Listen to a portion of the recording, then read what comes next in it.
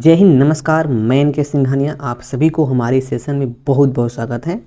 दोस्तों, रीजनिंग का set number 58 है और इस सेट में मैं आपको पढ़ाने वाला हूं 4 फरवरी के फर्स्ट शिफ्ट में पूछे गए रीजनिंग के सारे प्रश्न। दोस्तों, इन सारे प्रश्नों को मैं आपको पढ़ाऊंगा शॉर्ट मेथड से, जिससे हर एक प्रश्न कम से कम टाइम में आपसे सॉल्व हो पाएगा। दोस्तों, अपने जीवन में एक बात को हमेशा ध्यान में रखिएगा, सफल होने के लिए अच्छे मित्रों की आवश्यकता पड़ती है, लेकिन सर्वोच्च सफलता प्राप्त करने के लिए अच्छे दुश्मनों की आवश्यकता पड़ती है। तो चलिए इसी लाइन के साथ इस सेशन का आगाज़ करते हैं। और आप लोग अभी तक इस चैनल को सब्सक्राइब नहीं किए हैं तो भाई सब्सक्राइब करके आप लोग यहाँ से जुड़ जाएं और इस वीडियो को लाइक एंड शेयर भी कर दीजिएगा। और अभी तक आप लोग टेलीग्राम से भी ज्वाइन नहीं हुए तो वहाँ से भी आप ज्वाइन हो सकते हैं। चलिए आते हैं पहला प्रश्न पर, और पहला प्रश्न आपकी स्क्रीन पर ये रहा। देखिए, पहला प्रश्न पूछा गया है, असंगत वाला प्रश्न है क्लासिफिकेशन का। आयत हैं, त्रिभुज हैं, वर्ग हैं, समांतर चतुर्भुज, बताना है कि कौन सा असंगत है। यहाँ पे लॉजिक क्या है कि आयत में 4 भुजा, वर्ग में 4 भुजा, समांतर चतुर्भुज में 4 भुजा होता है, लेकिन त्रिभुज में 3 भुजा होता है। तो यहाँ से स्पष्ट है कि जो विषम है विषम त्रिभुज हो जाएगा। अगला प्रश्न देखिए पूछा गया है, पजल का प्रश्न है, लेकिन ये जुबान वाला प्रश्न है। ऐसे प्रश्नों को आप जुबान से कर देंगे, फिगर इसमें बनाने की कोई आवश्यकता नहीं है। देखिए प्रश्न यहाँ पे क्या पूछा गया है कि निम्नलिखित जानकारी को ध्यानपूर्वक पढ़ें और उसके बाद दिए गए प्रश्न का उत्तर दें। साहिल और रोहन हॉकी और बेसबॉल के अच्छे खिलाड़ी हैं। गौतम, साहिल और महेश फुटबॉल और बेसबॉल के अच्छे खिलाड़ी हैं। कौशल और गौतम क्रिकेट और वॉलीबॉल के अच्छे खिलाड़ी हैं। कौशल और रोहन हॉकी और वॉलीबॉल के अच्छे खिलाड़ी हैं। तो आपको बताना है कि इनमें से कौन वॉलीबॉल, हॉकी, बेसबॉल का अच्छा खिलाड़ी है। देखिए दोस्त, यहाँ पर रोहन होगा। देखिए यहाँ पे ये जो रोहन है, रोहन ये हॉकी का भी और ये बेसबॉल का अच्छा खिलाड़ी है। और इसके साथ साथ देखिए यहाँ पे रोहन है जो वॉलीबॉल का भी अच्छा खिलाड़ी है। तो स्पष्ट है कि रोहन ही एक ऐसा खिलाड़ी है जो बेसबॉल, हॉकी और वॉलीबॉल का अच्छा खिलाड़ी है। देखिएगा इसका उत्तर यहाँ पे जाने वाला है ऑप्शन नंबर 2। देखिए ऐसा प्रश्न जब भी आए तो आपको ऐसे प्रश्न को फिगर नहीं बनाना है कि भाई रोहन का ये हो गया, महेश का ये हो गया, साहिल का ये हो गया, गौतम का ये हो गया। टाइम का लॉस होगा। आप ऐसे प्रश्न को बस एक बार पढ़ लीजिए और पढ़ने के बाद आप इसका उत्तर मार सकते हैं। अगला प्रश्न देखिएगा, अगला प्रश्न पूछा गया है कोडिंग का। वैसे इजी प्रश्न है, इसमें कुछ नहीं किया है, बस स्थान को उल्टा पुल्टा यहाँ पे कर दिया है। देखिए क्या किया है, यह 3 लेटर को पलटी मार दिया है। FUR को पलटी मार दिया, यहाँ पे RUF हो गया। उसके बाद नेक्स्ट ये 3 लेटर को NIT को देखिए यहाँ पे पलटी मार दिया, TIN हो गया। उसी प्रकार से अगला नेक्स्ट URE को देखिए यहाँ पर ERU कर दिया है, बस पलटी मार दिया है। हम भी यहाँ पे कर देते हैं, स्टार्टिंग का 3 लेटर FOU को पलटी मारेंगे तो UOF हो जाएगा। उसके बाद नेक्स्ट 3 लेटर NTA को पलटी मारेंगे तो ATN हो जाएगा। और उसके बाद नेक्स्ट 3 लेटर INS को पलटी मारेंगे तो SNI हो जाएगा। तो भाई यहाँ पे क्या आ गया, UOF ATN SNI। वैसे इजी प्रश्न है। देखिए यह दिया गया है ऑप्शन नंबर यहाँ पे 3 में, UOF ATN SNI। ठीक है। अगला प्रश्न,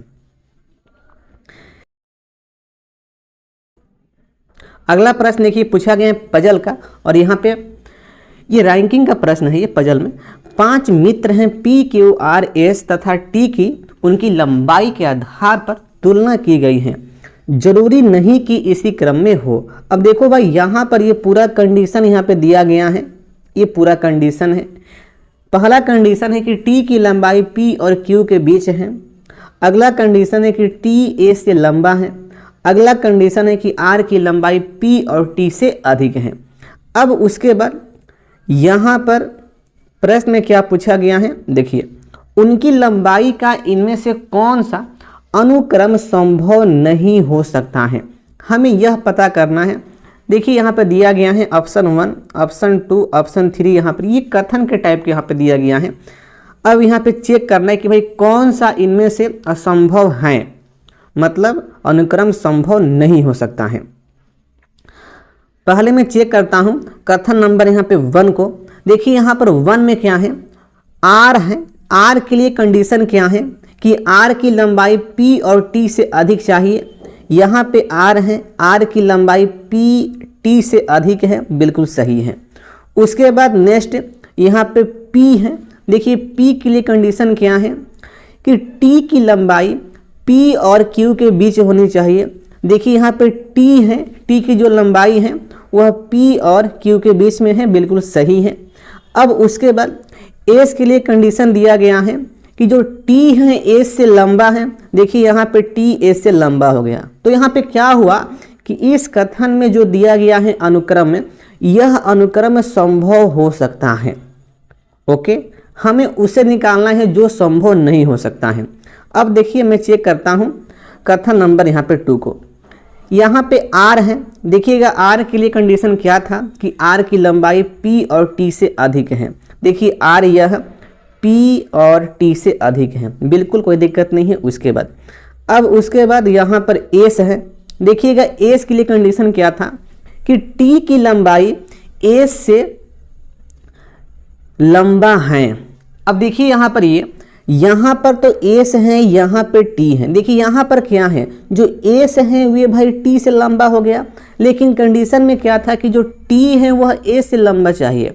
अब देखो भाई यह तो अनुक्रम नहीं बन सकता है, नहीं बन सकता है। तो भाई यहाँ से स्पष्ट क्या हुआ कि कथन 2 में जो अनुक्रम यहाँ पे दिया गया है वह अनुक्रम संभव नहीं है। ओके, चलना। अब मुझे चेक करना है यहाँ पे कथन 3 को।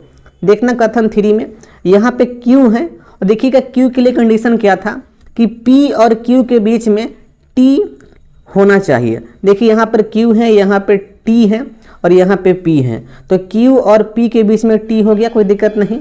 उसके बाद R का कंडीशन क्या था कि जो R की लंबाई है वह P और T से अधिक चाहिए। देखिए R P और T से अधिक है, बिल्कुल सही। उसके बाद S कंडीशन यहाँ पे ये था कि जो एस है वह टी से छोटा चाहिए। यहाँ पर एस है, यह टी से छोटा भी हो गया, यहाँ पर कोई दिक्कत नहीं। तो इसलिए यहाँ पे स्पष्ट है कि यह भी अनुक्रम बन सकता है। तो भाई यहाँ पे कौन सा अनुक्रम नहीं बन सकता है, तो केवल नंबर यहाँ पे जो 2 दिया गया है अनुक्रम यह नहीं बन सकता है। देखिएगा ऑप्शन में यहाँ पे क्या जाने वाला है, ऑप्शन 1 नहीं जाएगा, ऑप्शन 2 भी यहाँ पे नहीं जाने वाला है, ऑप्शन 3 भी नहीं जाएगा, ऑप्शन 4 जाएगा कि केवल 2 अनुक्रम संभव नहीं है। अगला प्रश्न देखिएगा, अगला प्रश्न पूछा गया है, ये भी रैंकिंग का प्रश्न है, वैसे इजी प्रश्न है ये। देखिए यहाँ पर क्या है, एक्स वाई जेड यू तथा भी 5 मित्र हैं, उनकी लंबाई के आधार पर तुलना की गई है। कोई भी 2 मित्रों की लंबाई समान नहीं है। अब देखना भाई यहाँ से इसका खेला स्टार्ट हुआ है। यू वाई से छोटा है लेकिन एक्स से लंबा है। तो देखिए यहाँ से स्पष्ट है कि ये तीनों में सबसे लंबा यहाँ पे वाई हो गया, और वाई से छोटा कौन है, यू है, लेकिन यू से जो यू है एक्स से क्या है, लंबा है। तो यहाँ से स्पष्ट है कि यहाँ से छोटा यू हो गया और यहाँ से छोटा यहाँ पे एक्स हो गया, कोई दिक्कत नहीं। अब उसके बाद नेक्स्ट जेड सबसे लंबा है। देखिए जो जेड है वह सबसे लंबा है, और अगला यहाँ पे लाइन दिया गया है कि जो एक्स है वह भी से लंबा है। तो यहाँ से स्पष्ट है कि यहाँ पे हो गया भी और सबसे लंबा यहाँ पे कौन हो गया, जेड हो गया। अब देखिए यहाँ पे प्रश्न क्या पूछा गया है कि तीसरा सबसे लंबा व्यक्ति कौन है। यह तो पहला लंबा हो गया, दूसरा तीसरा कौन है, यू है। यू दिया गया है ऑप्शन 2 में। अगला प्रश्न देखिएगा, अगला प्रश्न क्या पूछा गया है, शुभम ने कहा कि मेरा कोई भाई या बहन नहीं है। ओके, इस तस्वीर में मौजूद एक आदमी मेरी माँ की बहू का पति है। यहाँ से स्पष्ट क्या होगा कि वह खुद शुभम है। तो देखिए यहाँ से प्रश्न क्या पूछा गया कि जो शुभम किसकी तस्वीर संदर्भित कर रहा था, तो भाई स्वयं का, मतलब सेल्फ का वह संदर्भित कर रहा था। इजी प्रश्न वैसे यहाँ पर ये, तो इसका उत्तर यहाँ पे क्या जाएगा, ऑप्शन नंबर यहाँ पे 4। अगला प्रश्न देखिएगा, अगला प्रश्न पूछा गया है मैथमेटिकल ऑपरेशन का। ऐसा प्रश्न जब भी आता है तो ऐसे प्रश्न को आपको बारी बारी से ऑप्शन को यहाँ पे चेक करना होता है। यदि जे जोग को दिखाता है और जी घटाव को, एम गुना को, बी भाग को, तो आपको बताना है कि निम्नलिखित में से कौन सा इक्वेशन सही नहीं होगा। अब देखिए यहाँ पर ये डायरेक्ट में चेक यहाँ पे मैं कर लेता हूँ। देखिएगा यहाँ पे ऑप्शन 3 जो है सही नहीं है। देखता हूँ भाई यहाँ पे कैसे सही नहीं है। देखिए यहाँ पर 6 है और बी, तो बी का अर्थ क्या है, भागा है, और यहाँ पे 2 है। एम का अर्थ क्या है, गुना 8, जी का अर्थ घटाव 10 हो गया, और जे है, जे का अर्थ प्लस यहाँ पे 4 हो गया, और बराबर 20। हमें देखना है कि LHS जो है RHS के इक्वल नहीं होना चाहिए यहाँ पर ये, तभी ये सही होगा। अब देखो भाई यहाँ पर ये 6 में 2 से भाग करेंगे 3 आएगा, और ये अतरी के 24 हो गया, ठीक है ना। 24 में से 10 गया, ये 14 आ गया, और 14 4 कितना हो गया, 18 हो गया। तो भाई यहाँ पे क्या हुआ कि LHS जो है RHS के नॉट इक्वल है, तो इसलिए स्पष्ट है कि यह जो है इक्वेशन नहीं होगा, यानी कि ऑप्शन नंबर 3 यहाँ पे सही दिया गया है। अगला प्रश्न देखिए, अगला प्रश्न पूछा गया है वेन अरे का। वैसे इजी प्रश्न है ये, बच्चा वाला प्रश्न है। देखिए यहाँ पर ये महिला है, और यहाँ पे विवाहित महिला है, और यहाँ पे महिला चिकित्सक है।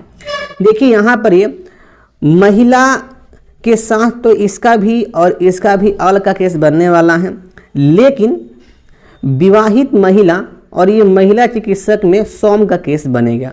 देखिए यहाँ से स्पष्ट है कि यह इस प्रकार से बनने वाला है इसका वेन अरेक। तो देखिए ऐसा फिगर दिया गया है ये सी वाला ऑप्शन में। देखिएगा इसका उत्तर यहाँ पे क्या होने वाला है, यहाँ पे ऑप्शन यहाँ पे 3 हो जाएगा। अगला प्रश्न देखिएगा, अगला प्रश्न पूछा गया है सार्थक वाला प्रश्न है। इसमें बताना है कि निम्नलिखित में से सार्थक क्रम को आपको व्यवस्थित करना है। यहाँ पर ए में क्यूपा है, बी में पूर्व कीट है, और सी में लार्वा है, और डी में अंडा है। अब देखिए इसका किस प्रकार से सार्थक क्रम यहाँ पे हो पाएगा।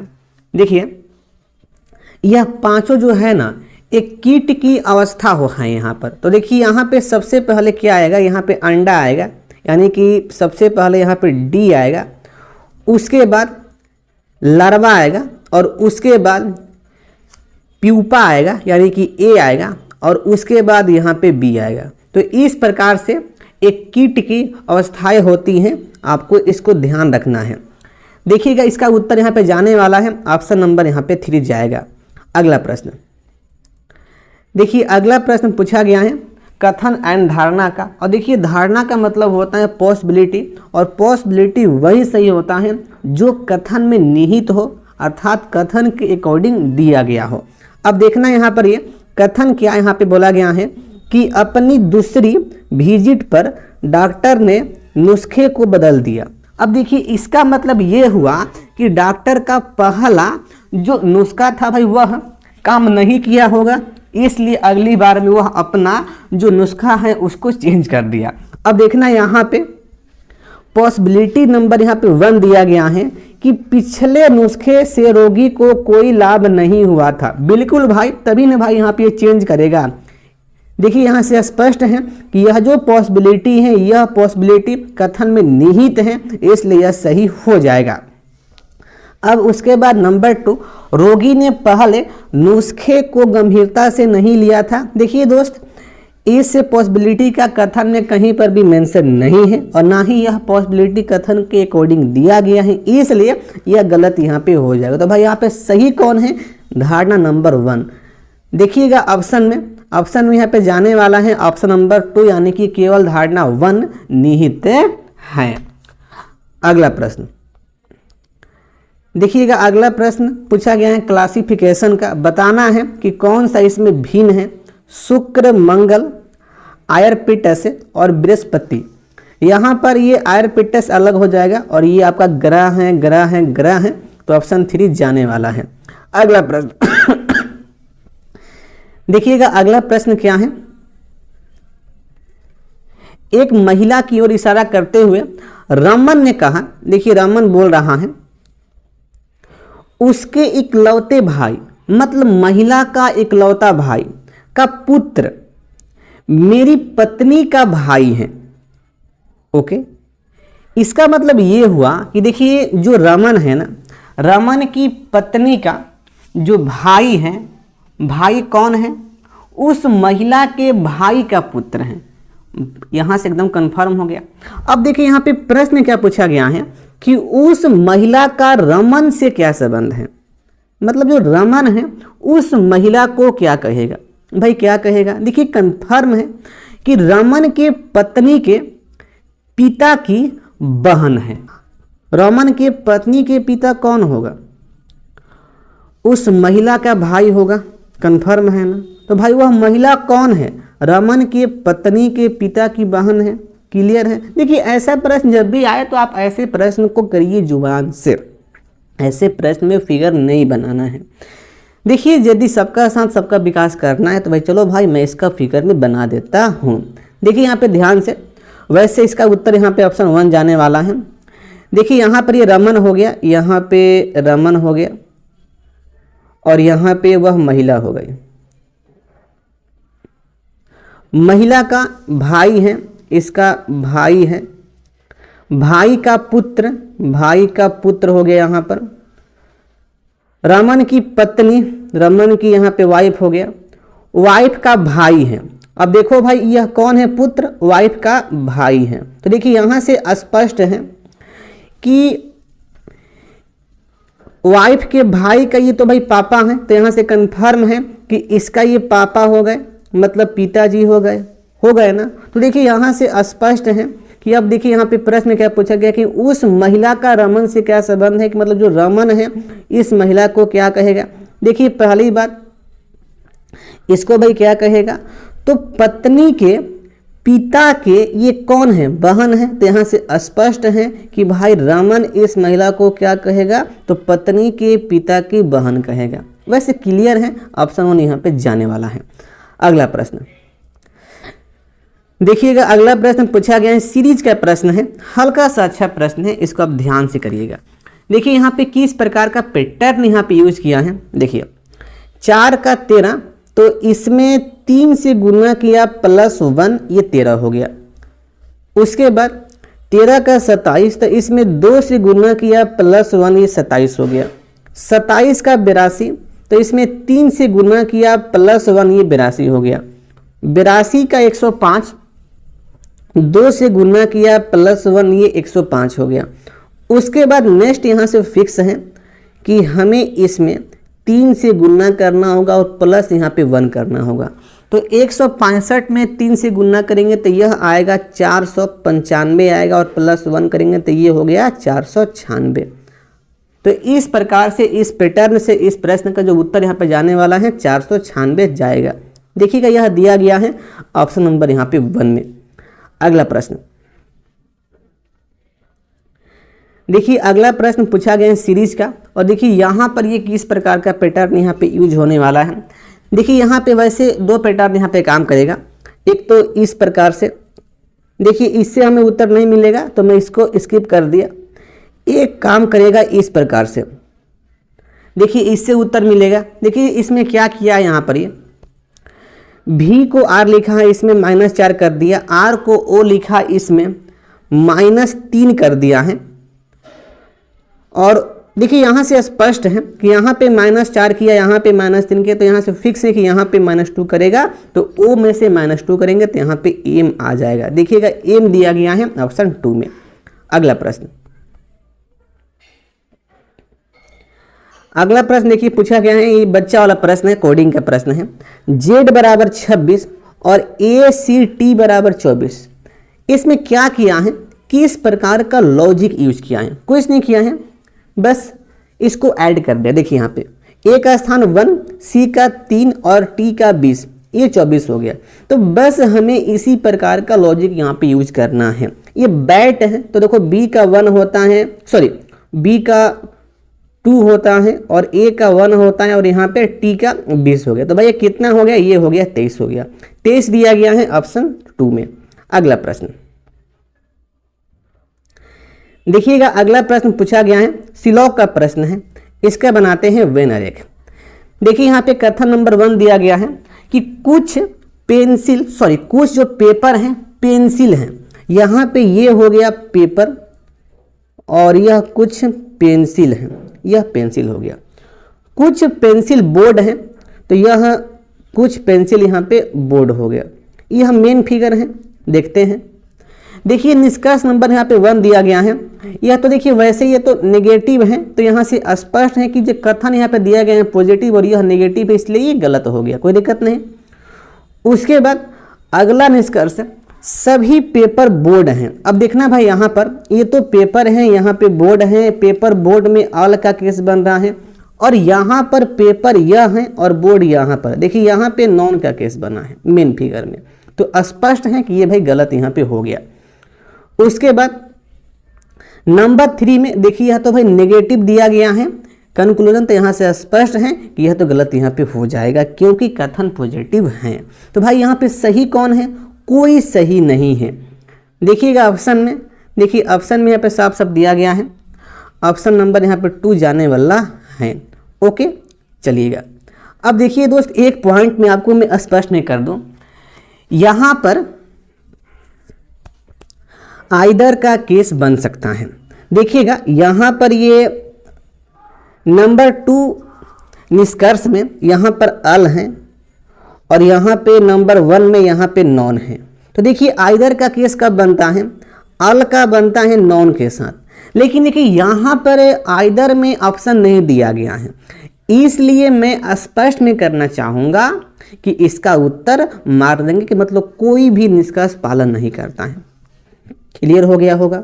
देखिए अल का सॉम नॉट के साथ आइदर नहीं बनता है, इसलिए तो भाई ये तो होगा नहीं, यहाँ पे कंफर्म है। बस ओनली एक आइदर यहाँ पे बन सकता है, फर्स्ट और यहाँ पे सेकेंड का, लेकिन आइदर में ऑप्शन नहीं है, इसलिए आइदर नहीं मारेंगे।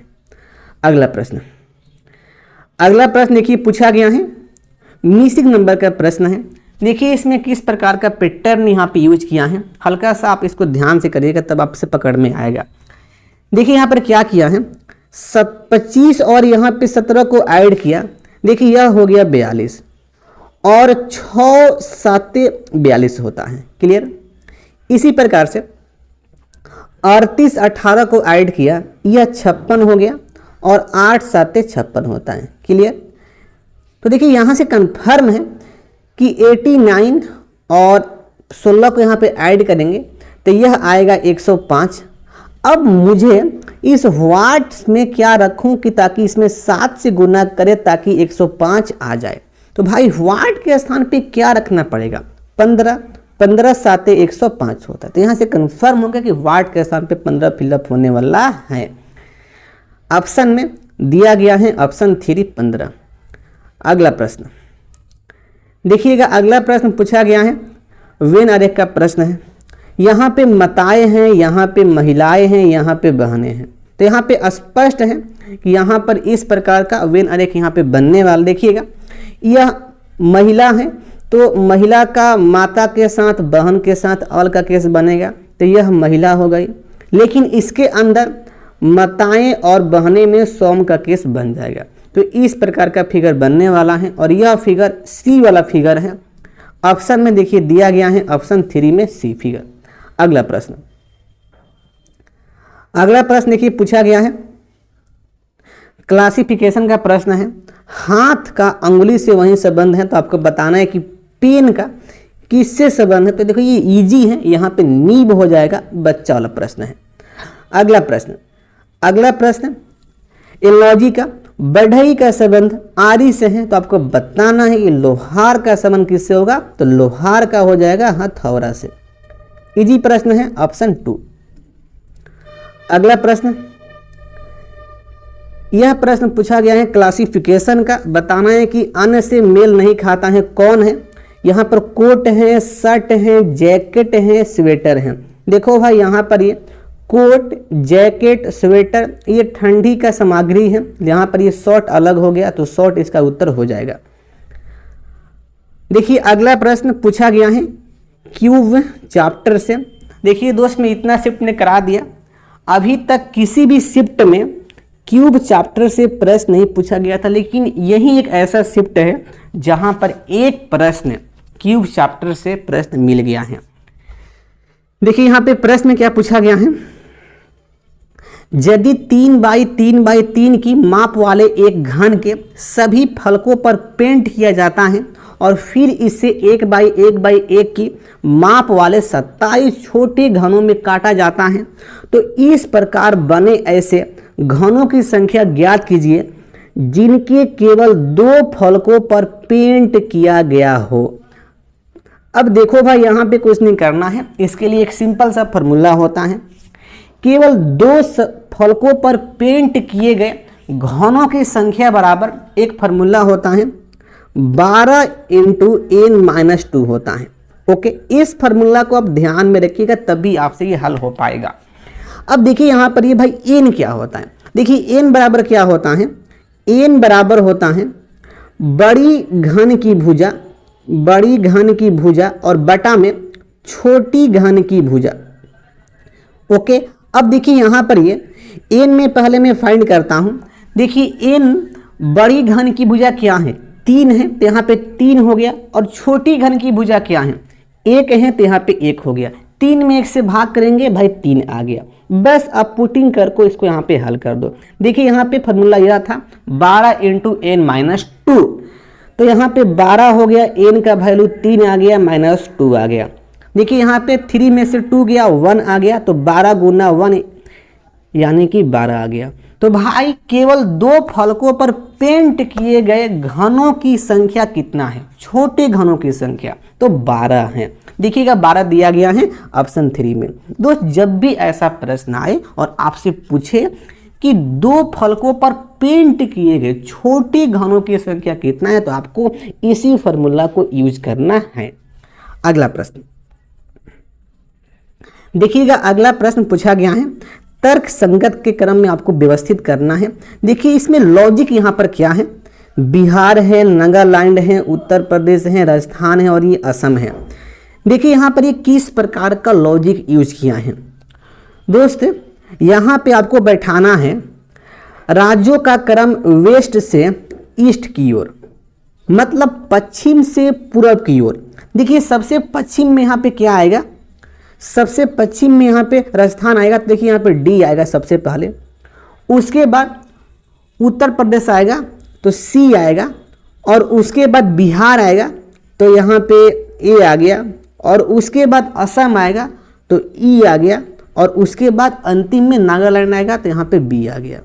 तो इस प्रकार से इसका क्रम होने वाला है डी, सी, ए, ई और यहाँ पे बी। देखिएगा यह दिया गया है ऑप्शन नंबर यहाँ पे 4 में। अगला प्रश्न देखिए, अगला प्रश्न पूछा गया है कोडिंग का प्रश्न है, इजी प्रश्न है, बच्चा वाला प्रश्न है। यहाँ पे लॉजिक यूज किया है, अपोजिट वाला सेंस है इसमें। देखिए कुछ नहीं किया है, के का अपोजिट पी हो गया, एन का एम हो गया, आई का आर, एफ का यू, ई का भी। बस भाई यहाँ पे कर लो, पी का अपोजिट के, ए का जेड, आई का आर, एन का एम, टी का जी, आई का आर, एन का एम और जी का टी हो गया। तो यहाँ पे क्या आ गया, K Z R M G R M T, और यह दिया गया है ऑप्शन नंबर यहाँ पे 4 में K Z R M G R M T. अगला प्रश्न देखिए पूछा गया है, यहाँ पे बताना है कि कौन सा जो अक्षर है वह श्रृंखला से संबंधित नहीं है। देखिए यहाँ पर ये किस प्रकार का पैटर्न यहाँ पे यूज किया है। यह x को u लिखा है, यहाँ पे -3 कर दिया, और u को q यहाँ पे -4 कर दिया। लेकिन अब देखो भाई यहाँ पर q का यहाँ पर m, तो यहाँ पे -5 होगा। तो देखिए q में -5 करेंगे तो यहाँ पर m के स्थान पे l आना चाहिए, लेकिन यहाँ पे क्या दिया है, m दिया है। अब देखना इसके आगे l में -6 करेंगे तो यहाँ पे f आ गया, और f में -6 करेंगे तो यहाँ पे f में -7 करेंगे तो यहाँ पे y आ गया।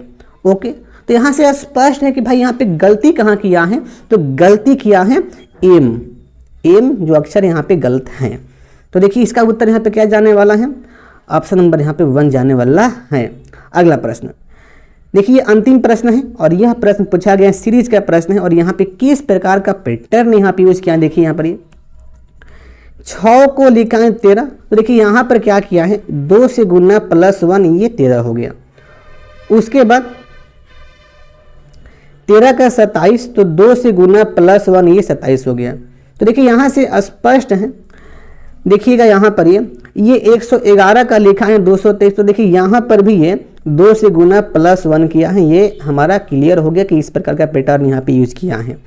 तो एकदम 100% फिक्स कि ये व्हाट निकालने के लिए 27 में हमें 2 से गुना +1 करना पड़ेगा। तो यहाँ पे आ जाएगा 55। देखिएगा 55 दिया गया है ऑप्शन नंबर यहाँ पे 3 में। दोस्तों हम लोग इस प्रकार से इस सेट के सारे प्रश्न को डिस्कस कर लिए हैं। आपको किसी भी प्रश्न में डाउट हो या किसी प्रश्न से आपका जिंदगी सुनसान हो गया होगा तो आप हमसे पूछ सकते हैं अपना डाउट। तो बस आज के लिए इतना ही, फिर मिलते हैं अगले सेशन में। जय हिंद, वंदे मातरम, आपका दिन शुभ रहे।